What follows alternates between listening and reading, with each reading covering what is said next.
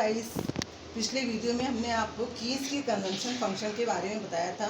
उसमें आपने ये देखा था कि आय बढ़ने पर कन्वेंशन बढ़ता है, लेकिन उतना नहीं बढ़ता है जितना कि इनकम में वृद्धि हुई होती है। यानी कि उपभोग को बढ़ाना, उपभोग को बढ़ाकर रोजगार को बढ़ाना एक सीमा तक ही संभव होता है। उसके बाद भी अगर बेरोजगारी रहती है, यानी कि रोजगार को ज़्यादा मात्रा में बढ़ाना है, तो ऐसी स्थिति में हमें प्रभावपूर्ण मांग के दूसरा निर्धारक तत्व क्या है? इन्वेस्टमेंट, विनियोग, उसको बढ़ाना होगा, उसके ऊपर ध्यान देना पड़ेगा। कीन्स के अनुसार कीन्स ने बताया है कि विनियोग क्या होता है, इन्वेस्टमेंट क्या होता है। वास्तविक पूंजीगत परिसंपत्ति की वृद्धि विनियोग कहलाती है। Investment is the increase in the real capital assets, ये कीन्स का कहना है। जो पूंजी है, उसका जो स्टॉक है, उसको बढ़ाने पे जो पैसा खर्च किया जाता है, वो इन्वेस्टमेंट कहलाता है। तो इस इन्वेस्टमेंट को बढ़ाकर हम बेरोजगारी को दूर कर सकते हैं। इन्वेस्टमेंट दो फैक्टर्स पर निर्भर करता है।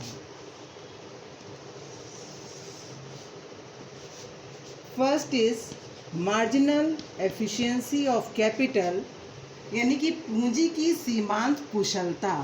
Marginal efficiency of capital, Hindi में पूंजी की सीमांत कुशलता। और दूसरी ओर विनियोग निर्भर करता है रेट ऑफ इंटरेस्ट पर, क्योंकि विनियोग करने के लिए साहसी को उधार लेना पड़ता है बैंक से, जो कि विनियोग किससे प्रभावित होता है? रेट ऑफ इंटरेस्ट से प्रभावित होता है। तो मार्जिनल एफिशिएंसी ऑफ कैपिटल क्या होती है? पहले आप ये समझ लीजिए कि पूंजी की सीमांत कुशलता क्या होती है। मान लीजिए किसी फैक्ट्री में 100 मशीनें लगी हैं। 100 मशीनों को लगाने से 1000 क्विंटल उत्पादन हो रहा है 100 मशीन को लगाने से। और अगर हमें मार्जिनल एफिशिएंसी ऑफ कैपिटल पता करनी है, तो एक मशीन को काम पर और लगाना पड़ेगा। जब एक मशीन को काम पर और लगा देंगे, यानी कि टोटल 101 मशीनें हो जाएंगी, तो टोटल प्रोडक्शन बढ़ेगा। टोटल प्रोडक्शन मान लीजिए हो जाता है 1100 का। पहले कितना था टोटल प्रोडक्शन? 1000 का, 1100 हो जाता है। तो कितनी वृद्धि हुई है? एक मशीन को लगाने से कुल उत्पादन में कितनी वृद्धि हुई है? 100 क्विंटल की वृद्धि हुई है। तो मार्जिनल एफिशिएंसी ऑफ कैपिटल कितनी होगी? 100 के बराबर। मार्जिनल एफिशिएंसी ऑफ कैपिटल अगर अधिक है तो इन्वेस्टमेंट अधिक किया जाता है। मार्जिनल एफिशिएंसी ऑफ कैपिटल कम है तो इन्वेस्टमेंट भी कम किया जाता है। रेट ऑफ इंटरेस्ट और इन्वेस्टमेंट का क्या संबंध होता है? रेट ऑफ इंटरेस्ट अगर ऊंची है तो विनियोग के लिए कम उधार लिया जाएगा। रेट ऑफ इंटरेस्ट अगर नीची हो गई है तो विनियोग के लिए अधिक उधार लिया जाएगा। लेकिन ध्यान रखिए, कभी कभी ऐसा भी होता है कि दोनों ही अधिक होती हैं। मार्जिनल एफिशिएंसी ऑफ कैपिटल ज़्यादा होती है और रेट ऑफ इंटरेस्ट भी ऊंची होती है। तो ऐसी स्थिति में विनियोगकर्ता को क्या करना चाहिए? ऐसी स्थिति में साहसी को क्या करना चाहिए?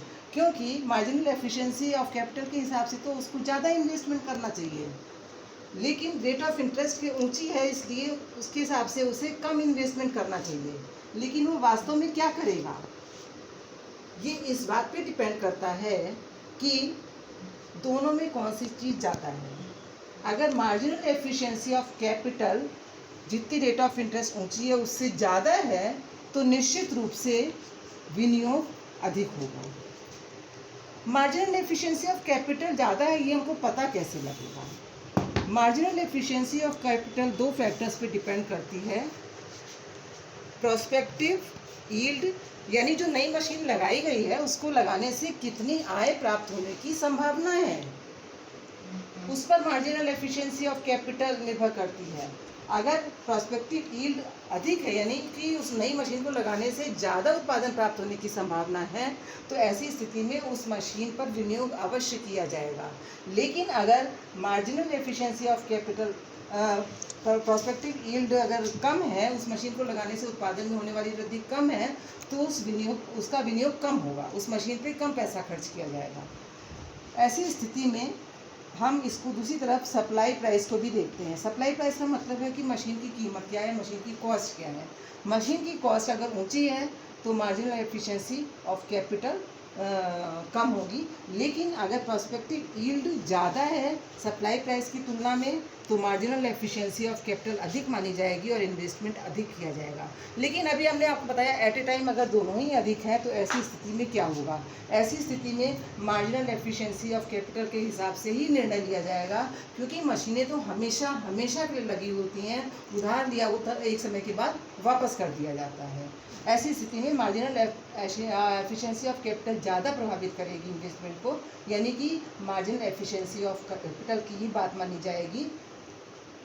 इन्वेस्टमेंट अधिक होगा, रेट ऑफ इंटरेस्ट अधिक होने पर भी विनियोग अधिक होगा, विनियोग कम नहीं होगा। अब दूसरी ओर हम आते हैं रेट ऑफ इंटरेस्ट पे। Rate of interest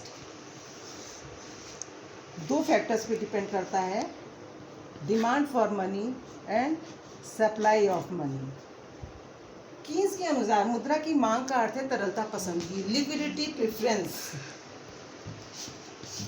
liquidity preference का मतलब ये है कि व्यक्ति मुद्रा को नगद रूप में अपने पास रखना पसंद करता है। तो मुद्रा की मांग अधिक होने पर रेट ऑफ इंटरेस्ट ज़्यादा होगी। अब वो मुद्रा को तरल रूप में क्यों रखना पसंद करता है? इसके तीन मोटिव होते हैं, transaction motive, precautionary motive and speculative motive. Transaction motive का मतलब ये है कि व्यक्ति को महीने में एक दिन वेतन मिलता है लेकिन खर्च रोज करना पड़ता है, इसलिए वो अपने पास नकद मुद्रा कुछ ना कुछ अवश्य रखता है। प्रिकॉशनरी मोटिव का मतलब ये है कि व्यक्ति के ऊपर कब बीमारी, महामारी, कब कोई संकट आ जाए, चोरी डकैती हो जाए, उसे पता नहीं होता है। तो इन विपरीत परिस्थितियों का सफलतापूर्वक सामना करने के लिए वो अपने पास कुछ ना कुछ कैश मनी अवश्य रखता है। ये होता है precautionary motive.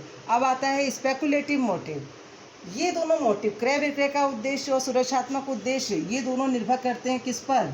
Level of income पर। टीएम और पीएम को नाम दिया है इन्होंने, L1 कीन्स ने नाम दिया है, L1 is function of Y means money income. Money income ज़्यादा है तो इन दोनों उद्देश्यों के लिए व्यक्ति अपने पास कैश मनी ज़्यादा रखेगा। स्पेकुलेटिव मोटिव, स्पेकुलेटिव मोटिव के लिए मांग जो है यानी L2 is function of rate of interest.